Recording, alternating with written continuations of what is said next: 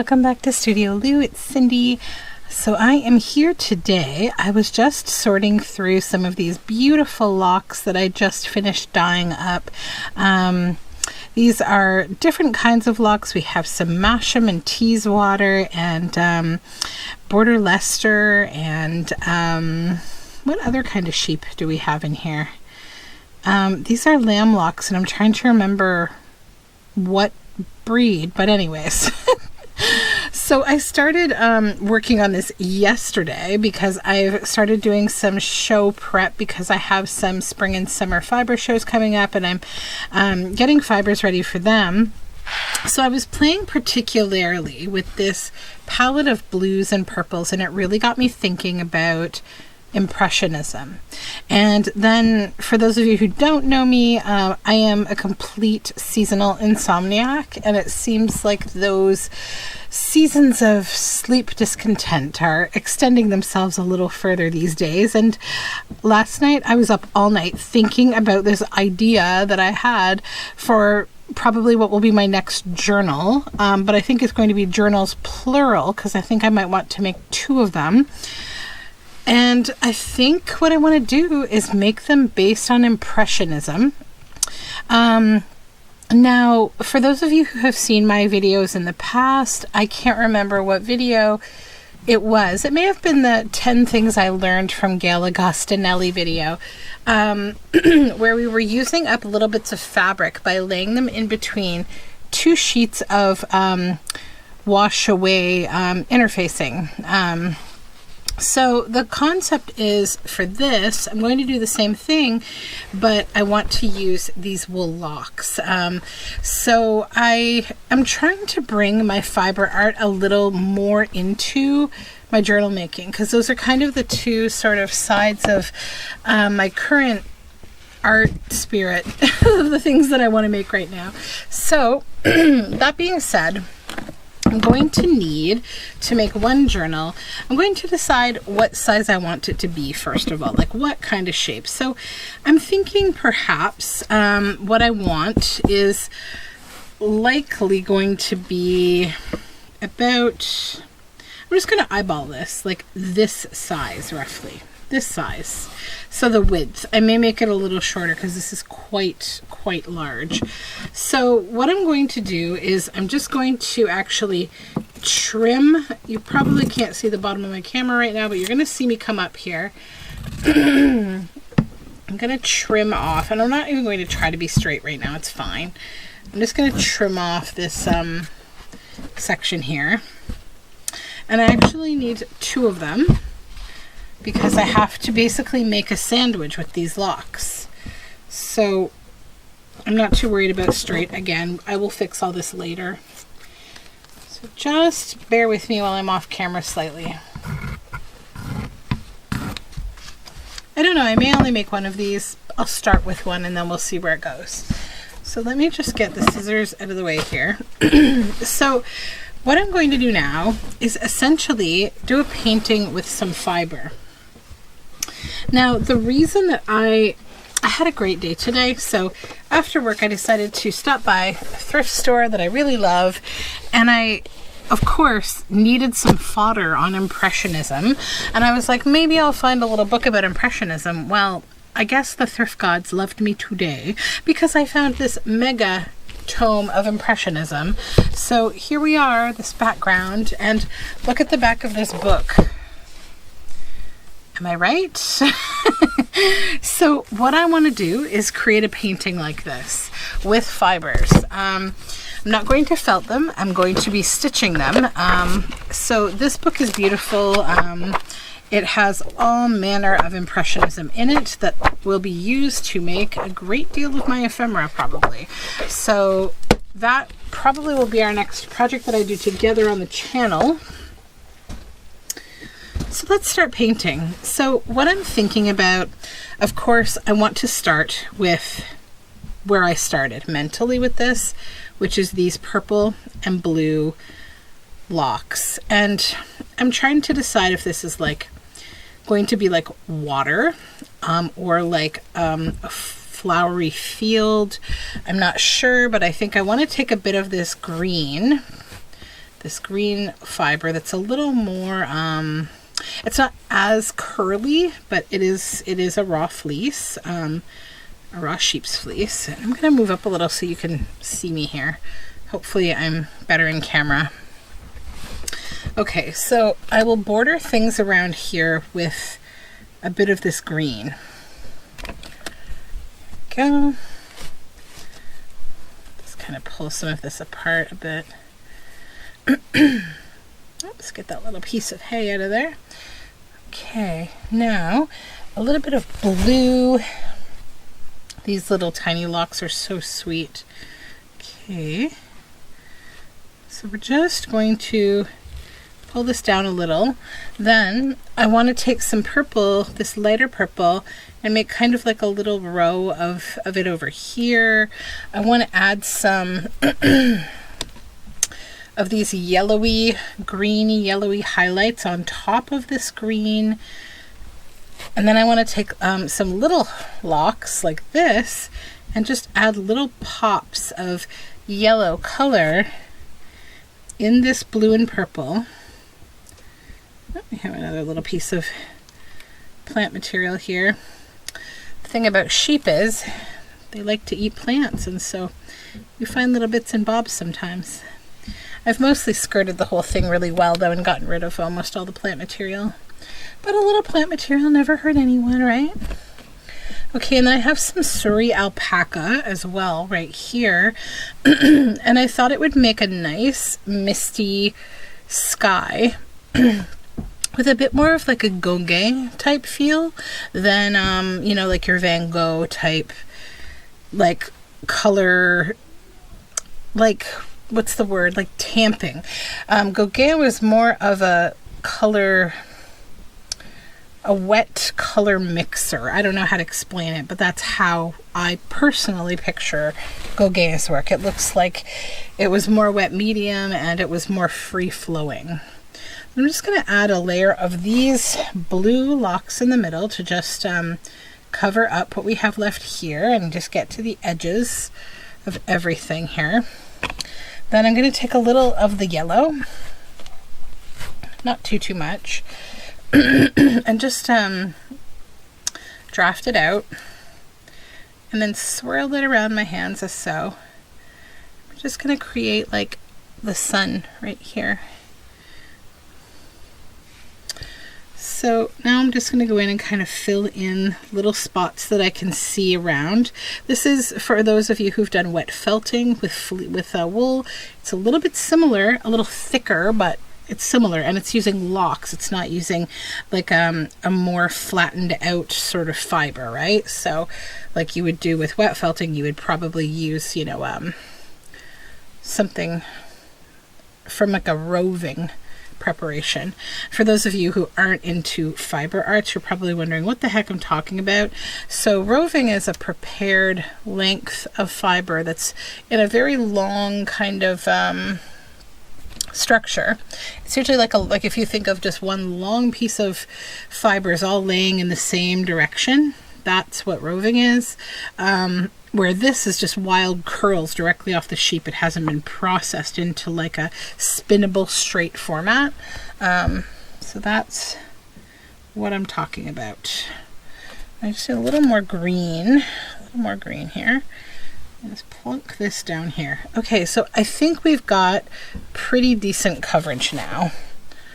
And the truth of the matter is that if I don't, and I do have gaps, I can come in and fill them in later, or I could even add other things to them, like little pieces of, I'm thinking about fabric, I'm thinking about top stitching, maybe even bits of paint or paper, we'll see. But this is the basis for what I'm looking for. So let me get rid of the excess fibers so they don't get in my way when I'm doing this. So let's just pull this up here.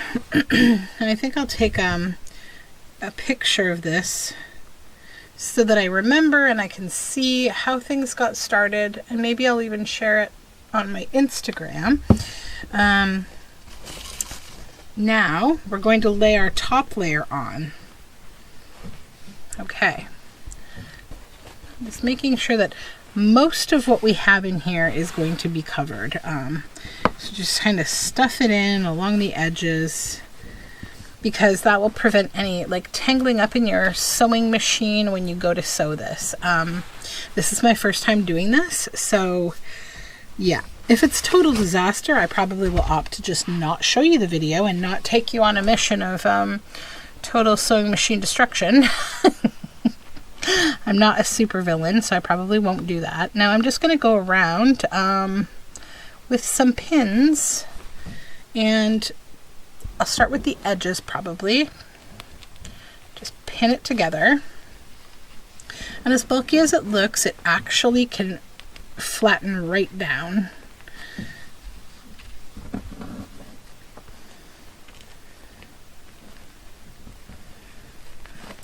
Go around the edge here, and my apologies if you can't see the bottom of the camera. This is a little bit of a challenging width. If you can't see the frame at the bottom, I don't want to wrinkle. There we go. And I don't need to be too married to the rectangular shape of this, like, because this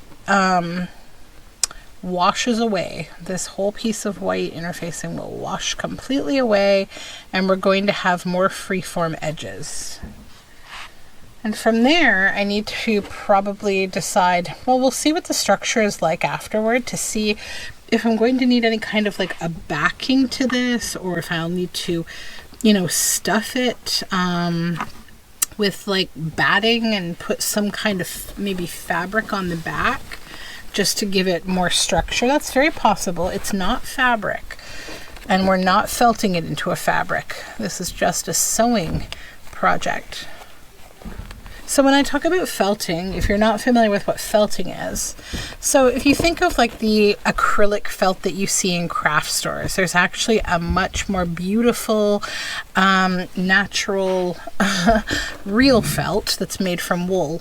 And it is done in a myriad of ways. Probably you're familiar seeing people do needle felting, making little creatures where you're just stabbing at the wool fibers, because, you know, the natural hair that's on sheep, otherwise known as fleece or wool, it has little tiny barbs, and when you're poking and poking, those barbs are interlocking and tightening, and so it's going from a loose structure that's not attached to a structure that becomes tighter, more flattened, and sort of matted or you know, barbed together. So the other method of felting, my favorite, the more gentle of the felting arts, I think, is wet felting. And that's where you're using hot water, soap, and irritation to create a cloth from your wool. I wish I had an example on hand right now, but I definitely don't. I have done a lot of sculptural felting and a lot of garment and wet felting. I got really interested.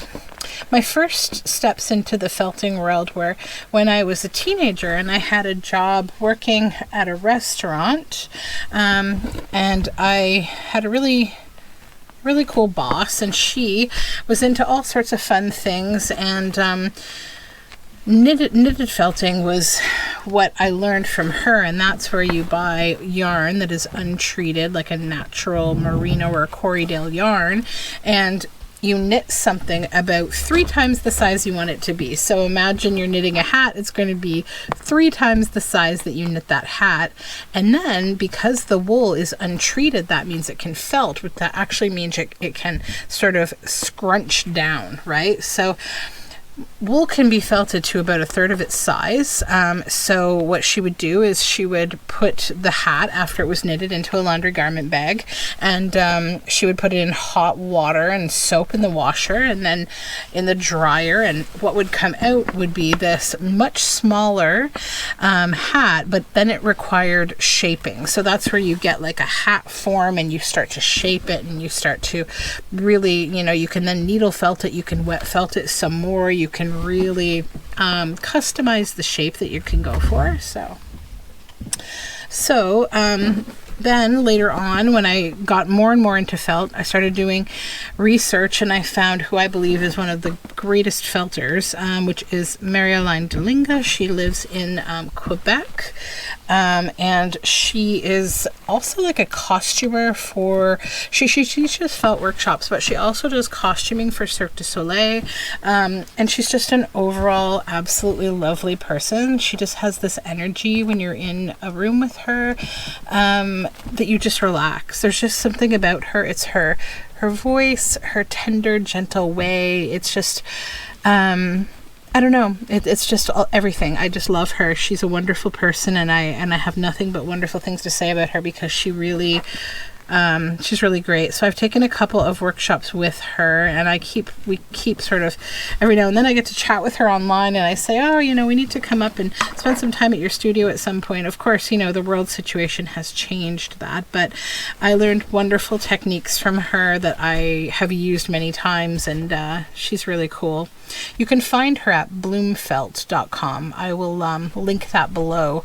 So now we have pinned this all over. So now what we're going to do is we're going to take it to the sewing machine. I'm not going to do that on camera because it's just too difficult at the moment. We're going to take it to the sewing machine, and I just realized my big light is off. I'm so sorry. So here we go. Now you can see, hopefully, what I'm doing. So yeah, I'm now going to just basically crazy stitch this like you would a crazy quilt. We're just going to freeform stitch all over it, and then I will come back and show you what it looks like. So just give me a moment. Okay, so here we are. We're back, and we are all stitched. So I just essentially, so a few tips. Number one, I threaded my machine with the colors that I would want to see on these fibers. I think that this blue stitching is going to show on this yellow sun. And I started by going around the edge once, and then I just kind of went this way, then this way, then this way, then this way. And then after like a few passes around, it was actually pretty quick that I could take all the pins out, and then it got really easy to work on my machine. Now this bit here, it had come out the side and it had gotten on top of the fiber, or on top of the fabric, and I decided, oh, I'll just stitch it on, I'll just leave it there. It's fine, but a cautionary tale about doing that is you wouldn't want to do it a whole lot, because these fibers, with that pounding needle, it could pound it down into your machine. So I sort of didn't do a lot of stitching on there, and if this needs to be pulled off later, or if it will be pulled off, it doesn't seem like it's that weak, I will deal with it. But so this is the back. So I've done like a greeny blue on one side, and like a kind of a periwinkle on the other. So the next step for me now is to go and give this a nice warm soapy wash, and I'm going to do that. I'm not going to get it too hot because I don't want to felt the fibers. I did do quite a lot of stitching, and then I left some spaces a little bigger because I want to sort of experiment with this. I remember when doing it with the teeny tiny pieces of fabric, you really had to do like, sort of this kind of concentration, like a lot of stitching to keep it all together, because let me show you what we're dealing with. Is I keep this bag and I throw all my teeny tiny bits in here. So this you can make journal covers out of as well in this same format. So that being said, I think we should wash this. I'll come back after I've washed it and I'll show it to you in its wet stage. Then we will let it dry and I'll show it to you in its dry stage. So just give me 2 moments to wash this up. So that just took a minute. It's really quick to get that stuff off. I'm probably going to go over it again with just some nice soap though, because it does leave a little bit of like a stickiness feeling, and I think the wool holds on to it more than what cotton fabric does. So first observation is, there's no way this could be a journal cover by itself. It's going to need some stability. But that being said, look how pretty this is. Isn't that gorgeous? So yeah, I'm going to give it a good soap, and then I'm probably going to look into what I want to do to line the back of it for stability. It also occurs to me that I didn't trim this like I had said I was going to. So what that might mean, if I still want to have like a shorter journal, is that I can then use a portion of this as like a flip up onto the backing fabric, so that we're going to get this nice, this will be like the outside, right? So if I line this with a piece of fabric, then I flip it up, we're going to get this on the inside. So I think probably I will, you know, complete washing it, let it dry, come back with the fabric that I plan to put on the inside, and then do the next step. So yeah, that's it for now. I will see you soon. Okay, so here we are next morning, all dry. I love this. It's beautiful. So here's the back. And I think, as I mentioned yesterday, this won't be able to sort of completely stand up on its own. If I wanted it to be an entire, you know, all wool felt kind of piece, I think I would back it with some well felted, like wool felt that I spend a good amount of time felting cloth for.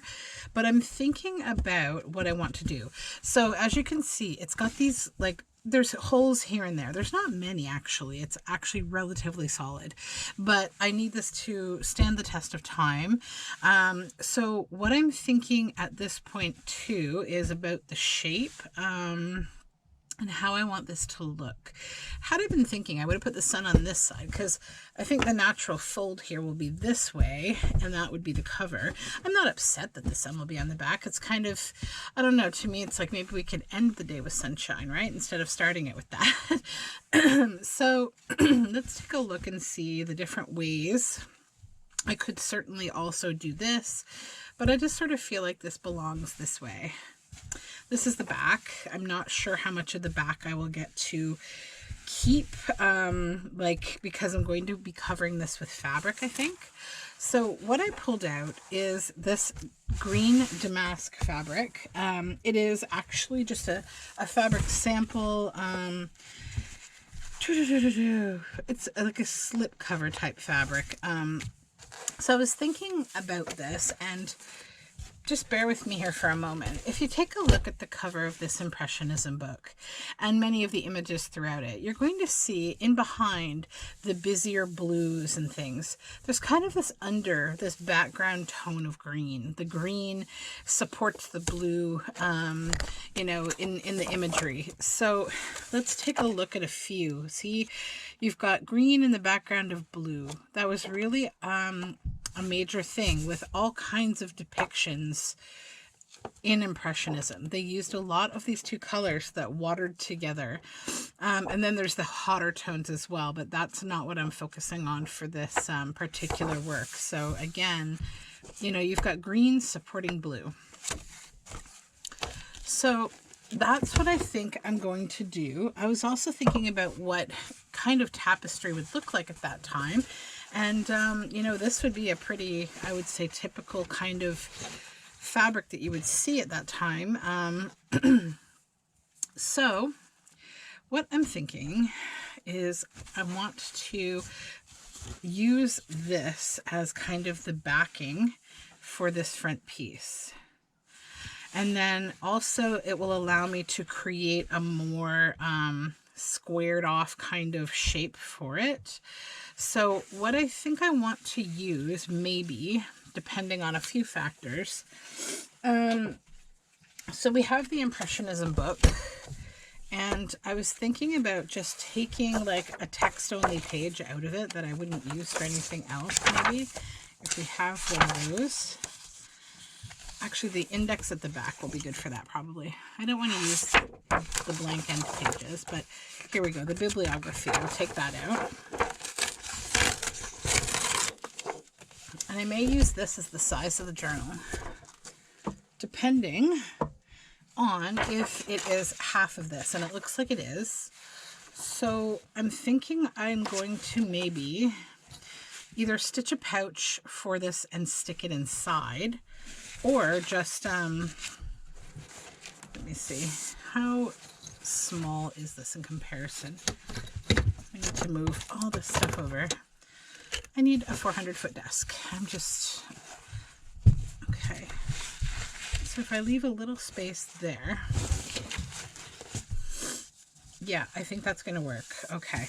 So what I'll do is I'm going to turn this inside right, or inside out rather, and I'm going to stitch it closed on two ends. Then I'm going to put my book, or this page, and I may layer a couple of them actually inside of it to give it a solid foundation. So yeah, I will use, I think, 2 of them because this isn't cardstock weight, but again, I think with the fabric, the fiber, you know, we're going to have a pretty substantial book on our hands. And I like the size that this is going to give me. It will be like this. Okay. So, okay, let me do this. I will be right back. Okay, so I have stitched down this and then all the way up here. So now what I want to do is just trim off this excess kind of thicker edge here. And I stitched right on through this Teflon label. It'll just give a little more strength to my corner. Why not? Okay, there we go. So now we are going to turn this inside right. Poke at my corners here.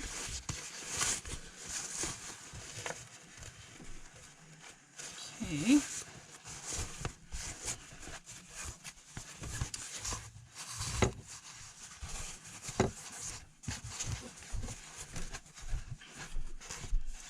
And just kind of give it a little bit of a smoothing out, and I need to poke this corner again. I might need to get my little pokey tool that I poke corners with.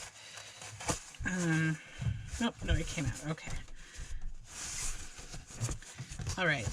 And I see one little spot where I didn't get the I didn't trap that inside, but I'll fix that afterward. It's not important at the moment. I'm going to be stitching around the whole edge again after, when we're attaching everything down. Okay. So, yeah, okay. So now we'll take these. And what I'm going to do with them is I just want to trim ever so slightly just along here. Get rid of the raggedy bit. That'll make it easier to insert. I don't think these really need to be glued together per se. Let's see, is my glue stick hanging around here somewhere? Right there, okay.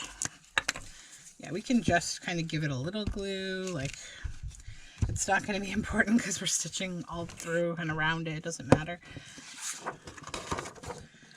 Okay.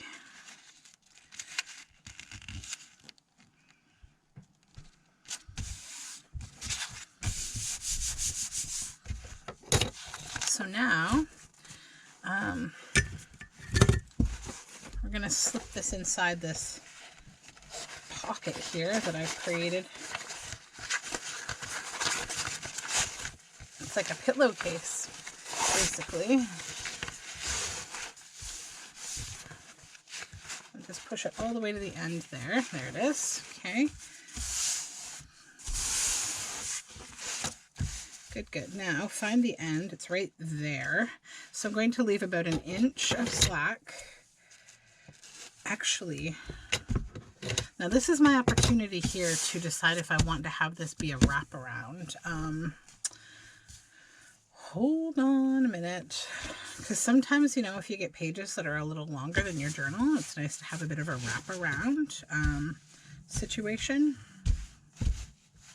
So what I want to have fabric that could extend this way, that would then be able to wrap around the back.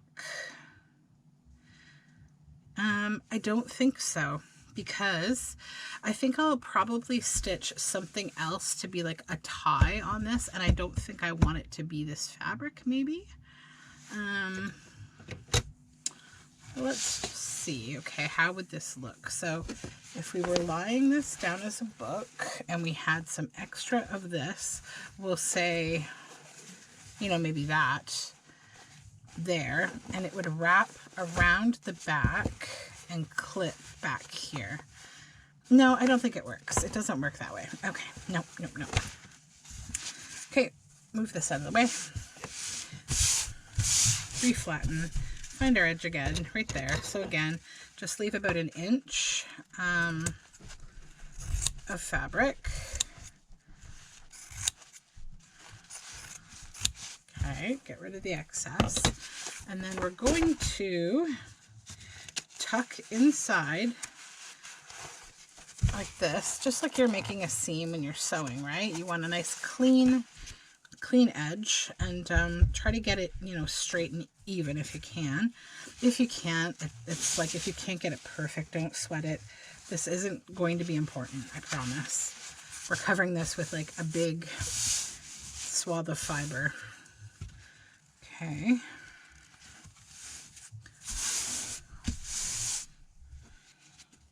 I just need to pull this side out a little. It's a little too far. Oh, oops. There we go. And then you can choose to pin that if you want. I'm not going to bother because I'm going to stitch right away. So now I'm going to stitch around all 4 of these edges and then come back and do more planning. Okay, we are all zigzag stitched around the edge here. So now I think we'll decide what side we want on the inside versus the outside, because I think more important will be the inside, because that's what you're going to see. You're not going to see the outside. So let's just fold the book in half, the book cover. So how do we feel about this? Actually, I think I like that better. I like the balance of this being on top and this being on the bottom. And this one's kind of more broken up, so I think I like that better. So now to decide on the outside here what we want to do. Okay, so this we will obviously lay down. And then if I were to put it this way, yeah, we would, yeah, okay, no. Okay, I still want it this way. Okay, so now to decide what's next. So I'm thinking about like a liberal, not too liberal, but I'm thinking about Fabri-tacking this on, like Fabri-tac gluing it on and then doing more stitching through it. I'm also thinking about, like, do I want to see crazy stitching on the back of here or not? Do I just want to see that flat as is? So that's a lot to think about, because that'll really affect how we attach this. So I think what I'll do is I will Fabri-tac and then I will let it dry, and then I'll decide like how much sticking, how much more am I going to need to keep this well attached. Will the Fabri-tac and edging stitches do the job, like in any kind of a pattern really? Or am I going to need to do, like, you know, foundational stitching throughout this whole piece to keep the whole thing lying down? This is my first time using Fabri-tac with wool, although I anticipate it to just be exactly like with fabric. I don't think there's any difference. I have used it on wool felt before. So I'm just going to kind of go back and forth in lines here. The other thing that might sort of influence my decision on how I want to do this will be if I see that the Fabri-tac has soaked through the back to the other side, if it leaves wet staining, because Fabri-tac does do that with fabric. You've kind of got to be mindful of that if it's not something that you want to see. Sometimes it doesn't really matter. Other times it definitely makes things look kind of messy. Get a string, that string off there. There we go. Okay. Put this glue back. All right. Let me push this up here. And then we will lay this down again. And then just kind of, you know, bring it in to kind of close up that hole a little bit. And just kind of go around the edges, you know, and see how you may want to navigate this. Like you want to pull up places to fill in those holes more in those gaps. If you don't want to see as much fabric through there, that's what you can do. This side I really love because look, there's no fabric here. We got these little ropes of thread. I think that's really cool. Okay, this is already feeling more solid. Happy, happy, happy.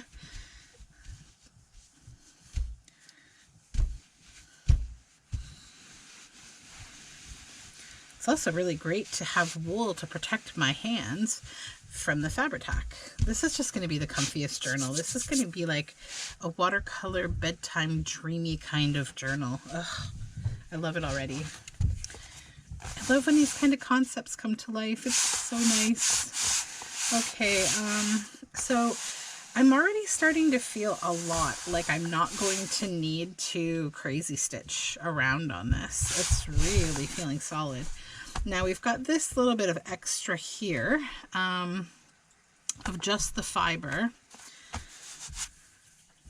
which I think I'm actually okay with. It's not going to be weak. It's not going to pull apart. Maybe I will do some stitching through it, a little more stitching to just definitely keep it super, super solid. But yeah, this is really nice. Look at that. Isn't that wonderful? And I'm just thinking about what it can use as a tie. I think I might make a fiber tie for it as well.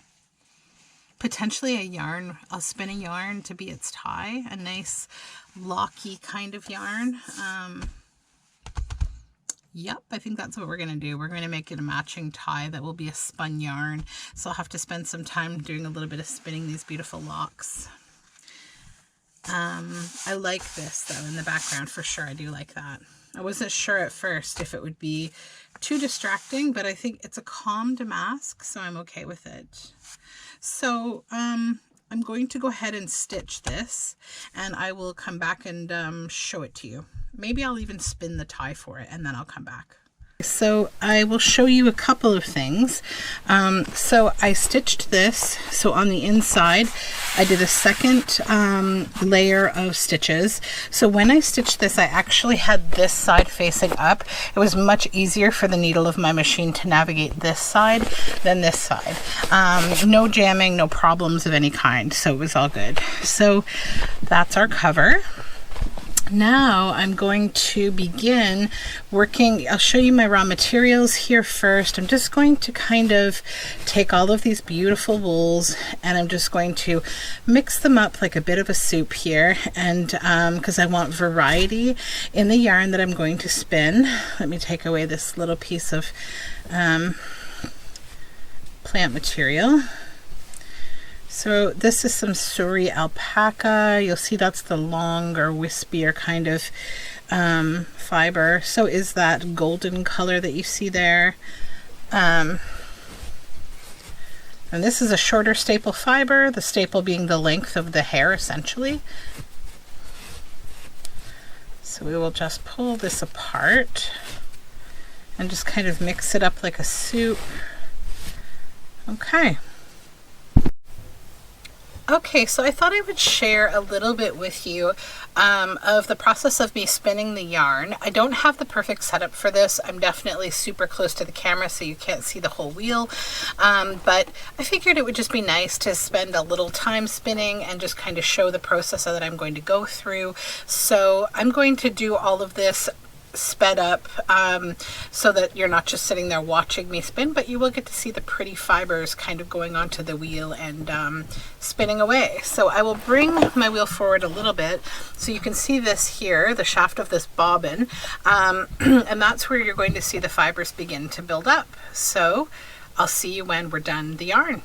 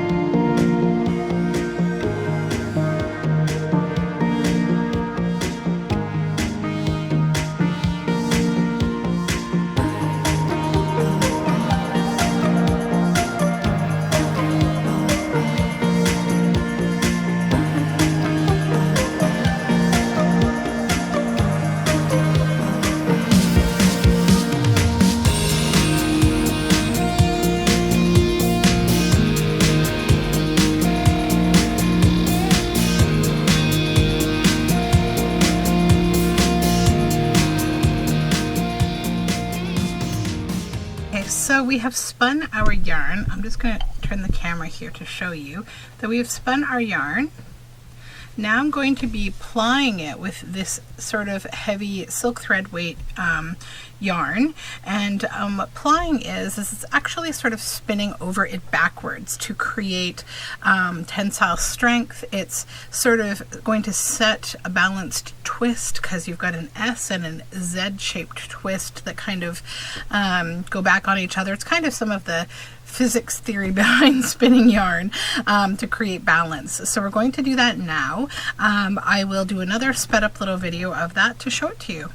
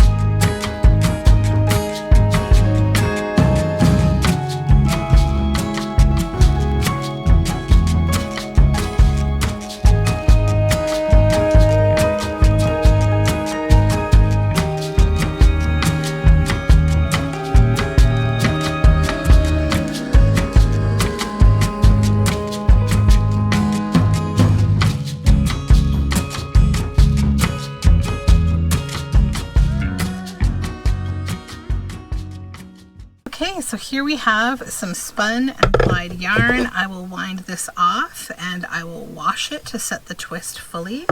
And then we will have our beautiful tie for our journal. So I think that for this video, that's probably enough. So we will move on in the next video to starting to create the journal, choosing the papers and such. So that's it for me for now. Thank you for hanging out with me. If you enjoyed this video, give it a thumbs up. Don't forget to subscribe. You can find all my social media information down below in the description box. Have a great day. Bye for now.